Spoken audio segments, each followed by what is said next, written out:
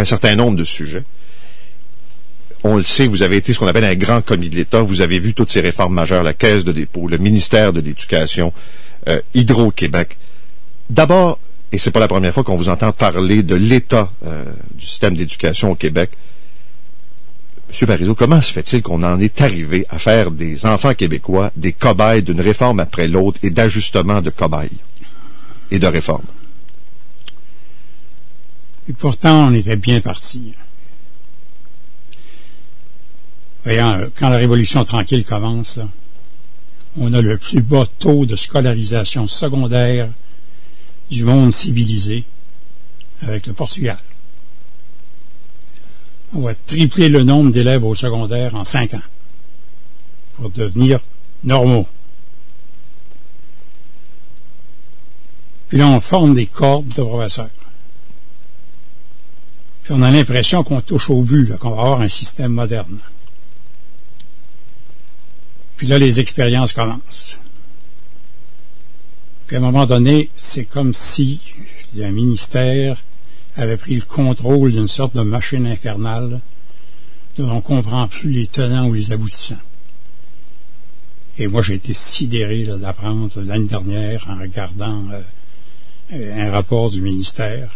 J'ai sorti les chiffres, j'en ai fait un article, et puis ça a fait passablement de pétard, mais et qu'est-ce que vous voulez, quand je vois que 36% des garçons de la commission scolaire de Montréal, 5 ans après être entrés au secondaire 1, n'ont pas leur secondaire 5, leur diplôme de secondaire 5.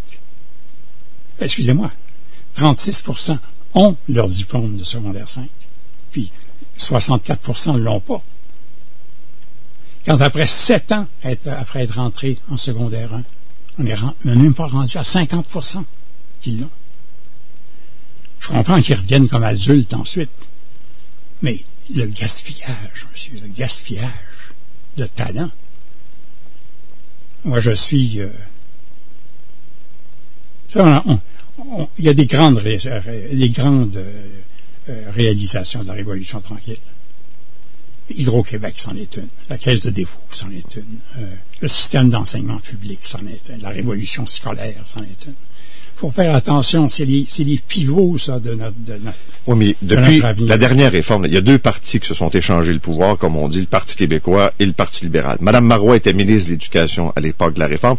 M. Landry, qui était premier ministre, a fait une sortie une fois qu'il était plus là en disant « Je suis un grand-père et je trouve ça effrayant ». Mme Marois était là, elle a vu cette réforme-là. Non, attention là. Ça n'a pas commencé hier, là. Non, mais il y a eu un détournement de réforme. La réforme qui découle du rapport Inchauspé, qui est celui qu'a approuvé Mme Marois, c'est pas ça qui a abouti. Et c'est pour ça, moi, que jusqu'à un certain point, je discute pas trop du rôle des ministres de l'Éducation.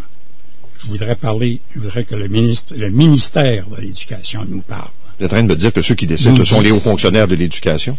La machine de l'Éducation est devenue une machine tellement compliquée que moi, je suis pas certain qu'il ne faut pas regarder cette machine-là pour ce qu'elle est à l'heure actuelle.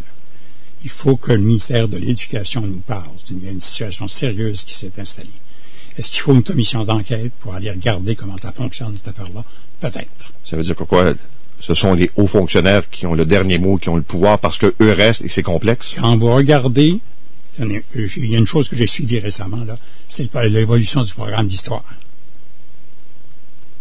Ça a donné des frissons dans le dos. Et je comprends bien, le ministre de à ce moment-là, M. Fournier, devant la première version d'un programme d'histoire, mais absolument aberrant, dit, écoutez, recommencez l'exercice, puis là, il part, il cesse d'être ministre de l'Éducation, puis il y a quelqu'un d'autre qui embarque.